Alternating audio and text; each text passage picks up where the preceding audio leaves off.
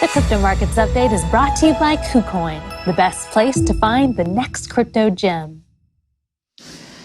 All right, joining us now to discuss the crypto markets is Benoit Bosc. He's the global head of product at crypto trading and market maker GSR Markets. Welcome, Benoit. Thanks for joining us. So we see Bitcoin down below $20,000, down along with the rest of the traditional stock markets in Europe and Asia. What do you see as the trajectory for the crypto markets? Hi, Christine. Hi, Emily. So at GSR, like the rest of the market, we are very focused on the CPI number that's going to come out on Thursday.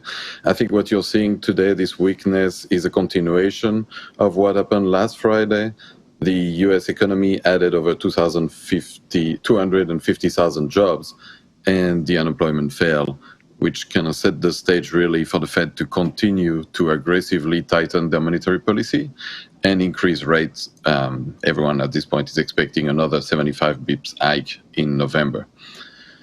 So you're not subscribing to this idea of a Fed pivot where perhaps the Federal Reserve will be a little less hawkish as we see the global economic landscape become a little more precarious in England, Australia, and other countries? Yeah, I don't really believe in that. I think we are seeing still a lot of resilience in the U.S. market. I think you had Jimmy Dimon, you had Goldman Sachs. You know, Jimmy Dimon came out saying we're likely to see a recession within 6 to 9 months. Goldman Sachs confirmed their outlook. Like most players are thinking the macro environment is going to worsen, with Jimmy Dimon even saying we could see another 20% down. To me, what's interesting when you look at this from the crypto angle is that we've sold off much more year to date than equity market, where S&P and NASDAQ are down 25 and 30%. Bitcoin is 60% and ETH is 65%. So I do think there's a better potential for crypto to decouple and for things to look better for crypto earlier than they will for the macro environment. Although I do agree with Justin's view that it's probably not going to be for another 6 months. Like, we're going to remain in this capitulation mode for a little bit longer. But eventually, I believe we should decouple faster to the upside. And yet, how do you see the crypto industry, bearing with the bear market? Because it seems that, people are still building and there are still investments being made. Absolutely. I mean, at GSR, we're really at the center of this. So we see a lot of those founders, a lot of those teams. They're building and they're innovating. Still very much a lot of innovation in DeFi. I just came back from Token 2049 in Singapore, and right before that, we had the DAS and Mainnet conferences in New York City.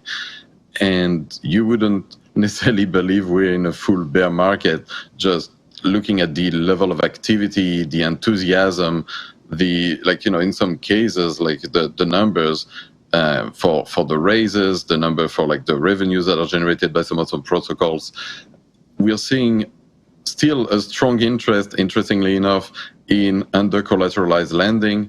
But really, to me, what's interesting in the space is there's still a lot of innovation in NFT space, with even just recently, like a lot of projects, DGODs and QQL, for instance, adopting different strategies to deal with the issue of royalties. I think it's a very interesting space to watch. But like I said, just like what's happening in DeFi, what's happening in NFTs, still like just a lot of new protocols building, like lots of innovation, lots of new layer one that everyone is excited to see coming on, with Aptos, with Misten, and quite a lot of other. Definitely a lot of activity, still very, very solid. Do you have any advice to investors over the short term? Because, on the one hand, this might look like a buying opportunity. On the other hand, I think some people are afraid that we're going to see another big crash before it comes up. What's your advice?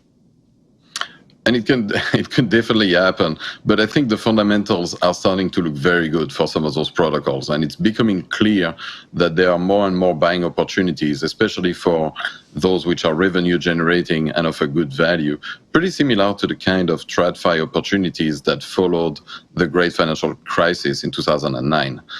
I think, I like to think that the large DeFi play, think that everyone knows, Aave, Uniswap, Balancers, Curve, remain very good value at those levels. Same thing with some of the bigger layer ones, like Ethereum, Solana, Avalanche, Near. Those should be among the first to recover.